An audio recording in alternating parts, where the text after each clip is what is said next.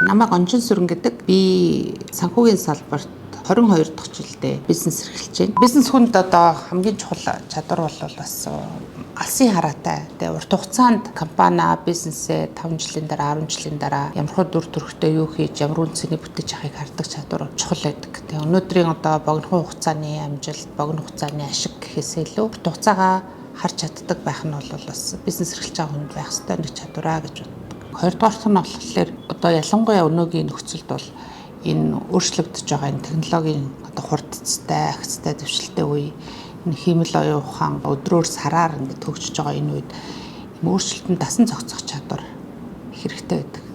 Хайрцагнаасаа гарах хэрэгтэй байдаг. 3 дахь чадвар маань болохоор зөв баг бүрдүүлэх чадвар, хүмүүстэй ажиллах чадвар, хүмүүсийг ойлгоод тэгээ бага зөв хүнээр бүрдүүлээд өөрийнхөө харж байгаа тэр урт хугацааныхаа зөвхтэй хамтран ажиллах тэр хүнийг ойлгох чадвар бол чухал байдаг.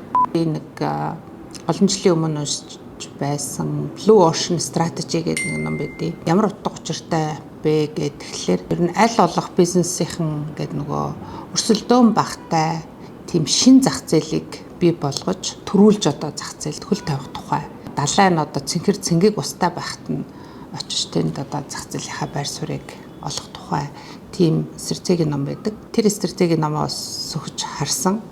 Яагаад тэгэхээр чи нэгэн л бизнес эрхэлж байгаа те ингээд яагаад ингээд маш их олон хүн шаваарлцсан те одоо өрсөлдөхөд маш хэцүү тийм зах зээл, тийм одоо үйлчлэгээ, тийм ажлыг сонгож тэнд одоо ажиллаж явах эсвэл шинээр хэрэглэгчийнхаа зах зээлийн шийдэгдээгүй асуудлыг нь олж шийдэж тэр зах зээл дээр үйл ажиллагаа явуулах уу гэдэг бол бас стратегийн том сонголт байж байгаа юм л да. Тэгээд би тэр номыг бас бизнес эрхлэгчд болвол олж уншаарай гэж зөвлөж.